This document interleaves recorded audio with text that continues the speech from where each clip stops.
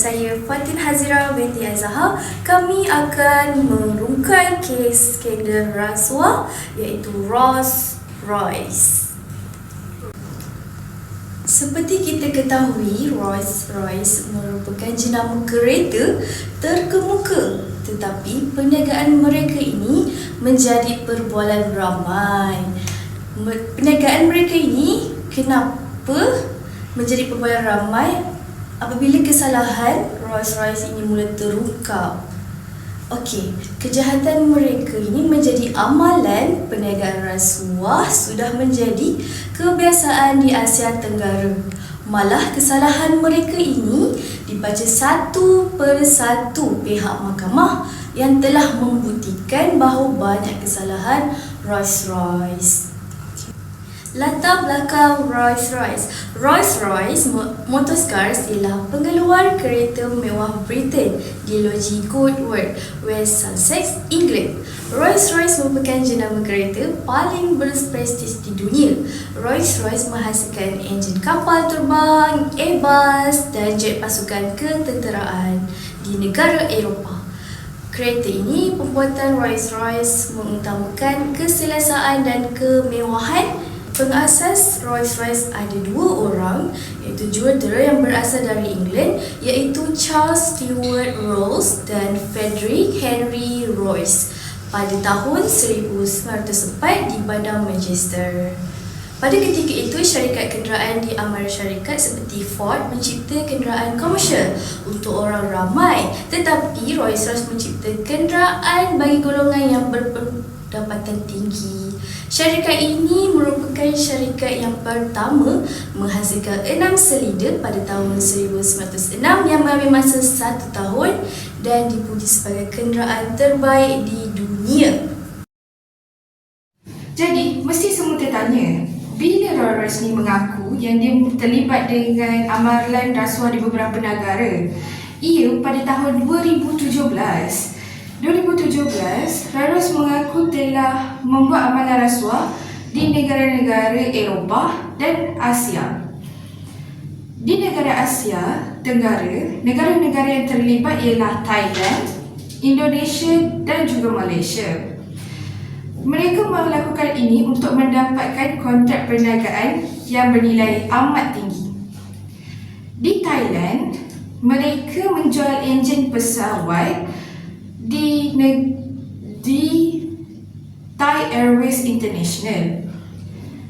Lebih 36 juta dolar Amerika dibayar antara tahun 1991 hingga 2005 untuk merasuah pihak Thailand.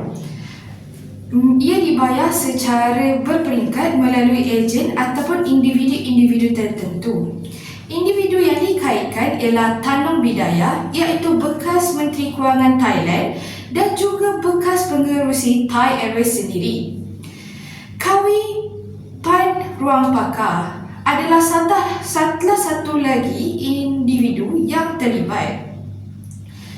Kes sektor tenaga juga telah dirasuah oleh Rolls-Royce sehingga 11 juta dolar Amerika.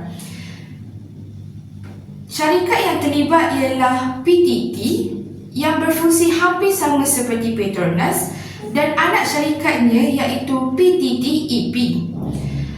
PTTEP lebih berfokus kepada cari gali dan pengeluaran minyak dan gas. Empat bekas pegawai PTTEP yang terlibat ialah Citra Pongse, Kwang Sok Tik, Anuchata Sinakatakul, Marut Mrigadat dan Fadapet Warabut. Kes ini berkesan kepada rakyat Thailand, iaitu mereka sangat terkejut dan menunjukkan kelemahan pemantauan dan ketelusan dalam tender kerajaan mereka sendiri. Ia juga menjejaskan imej Thailand dan Thai Airways itu sendiri. Assalamualaikum, saya Nur Adriana Syafiah. Jadi saya akan ceritakan serba sedikit Kes rasuah Rolls-Royce ni di Indonesia. Di sebalik imej mewah dan berprestis sebuah syarikat penerbangan antarabangsa, tersembunyi satu skandal rasuah yang pernah menggemparkan Indonesia dan menarik perhatian dunia. Skandal ini melibatkan syarikat pengeluaran enjin pesawat terkenal Rolls-Royce bersama Garuda Indonesia dalam satu kes rasuah berskala besar yang mencemarkan integriti sektor penerbangan negara tersebut. Kes ini bermula apabila Rolls-Royce didakwa memberikan rasuah bagi memastikan syarikat mereka berjaya memperoleh kontrak penjualan enjin Jet 700 untuk digunakan pada pesawat Airbus A330 milik Garuda Indonesia. Kontrak tersebut dianggarkan bernilai lebih 100 juta dolar Amerika Syarikat dan melibatkan operasi penerbangan jarak jauh syarikat penerbangan itu. Demi mendapatkan kontrak tersebut, beberapa bentuk ganjaran dipercayai telah diberikan kepada pihak tertentu yang mempunyai pengaruh dalam proses pembelian enjin pesawat. Antara bentuk rasuah yang didedahkan ialah pembayaran wang berjumlah sekitar 2.2 juta dolar Amerika Syarikat serta pemberian sebuah kereta mewah Rolls-Royce Silver Spirit. Lebih membimbangkan, pembayaran tersebut dipercayai dilakukan secara tersembunyi melalui pihak ketiga dan syarikat perantara bagi mengelakkan kegiatan itu dikesan oleh pihak berkuasa. Situasi ini menunjukkan bahawa rasuah korporat boleh dirancang secara sistematik dan melibatkan rangkaian yang sukar dibongkar tanpa siasatan yang teliti. Antara individu yang dikaitkan dalam kes ini ialah bekas Ketua Pegawai Eksekutif Garuda Indonesia, Emil Shahsatar, serta Ahli Perniagaan Indonesia, Soktinus Sodarjo. Mereka didakwa menerima wang dan pelbagai bentuk ganjaran sebagai balasan dalam urusan pembelian enjin dan pesawat bagi Garuda Indonesia serta Citylink. Siasatan terhadap kes ini telah dijalankan oleh Serious Fraud Office dari United Kingdom. Hasil siasatan mendapati bahawa amalan rasuah tersebut berlaku secara tersusun dan melibatkan penggunaan ejen sebagai orang tengah.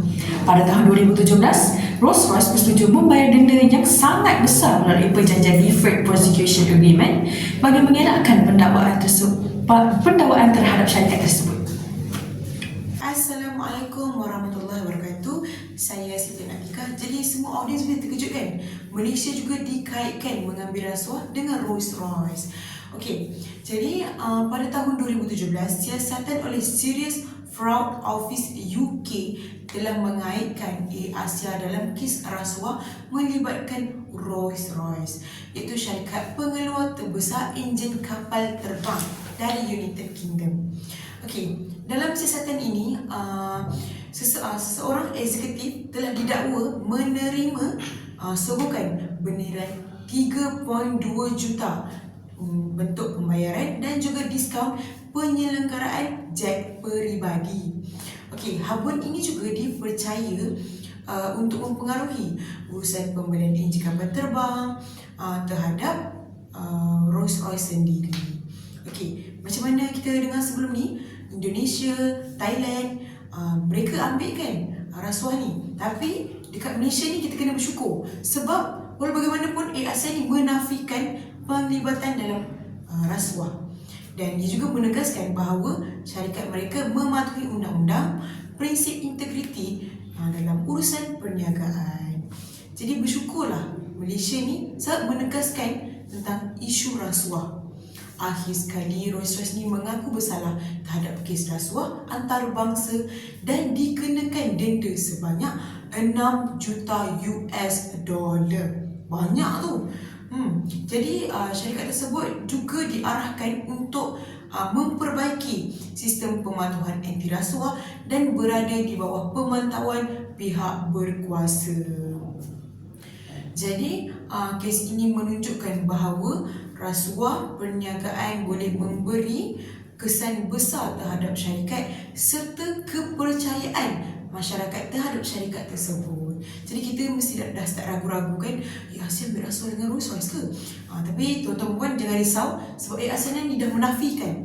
Okey, jadi oleh itu setiap organisasi perlulah mengamalkan integriti dan ketelusan dalam semua bentuk urusan, tidak kira urusan perniagaan ataupun urusan peribadi sendiri. Itu sahaja daripada saya. Sekian, terima kasih.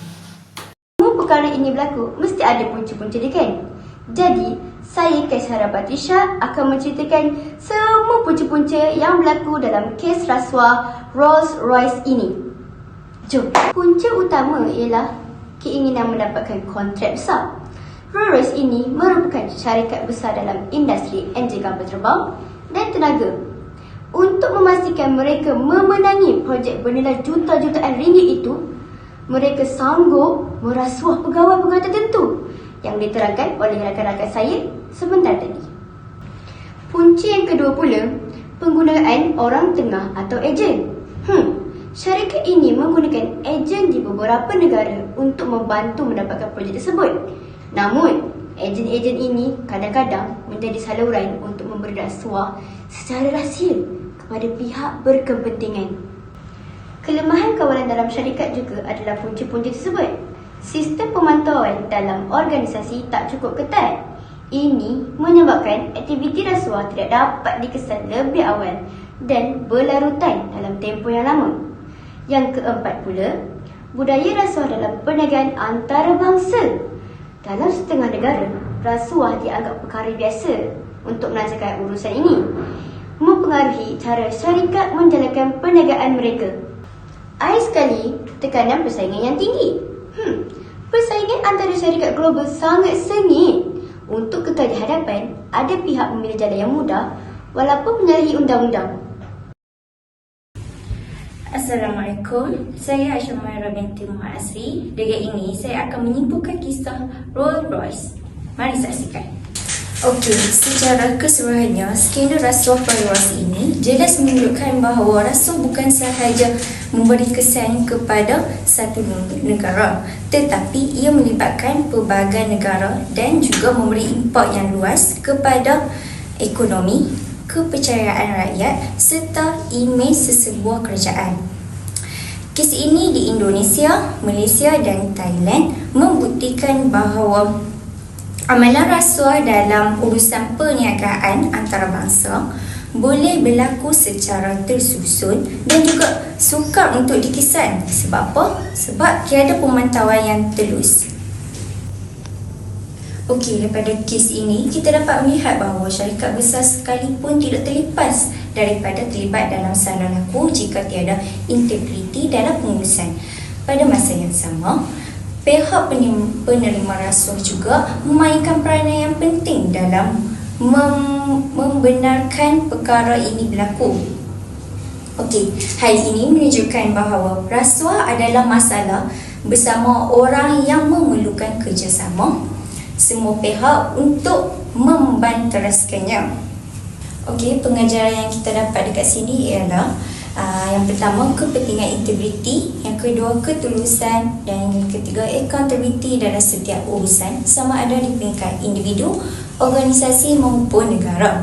Okey, dari segi undang-undang juga tidak mencukupi jika tidak disertai dengan nilai moral yang tinggi. Selain itu, sistem pemantauan yang lebih ketat dan bebas juga perlu diwujudkan bagi memastikan sebarang salah laku dapat dikesan dengan lebih awal. Okey, akhir sekali, kita sebagai masyarakat perlu memainkan peranan dengan tidak menyokong ataupun berdiam diri terhadap rasuah. Okey, kesedaran dan keberanian juga dapat menolak rasuah adalah kunci utama dalam membina sesebuah negara yang bersih dan berintegriti. Okey, itu sahaja daripada kami, kumpulan Rolls-Royce. Terima kasih. I just had to let you know you're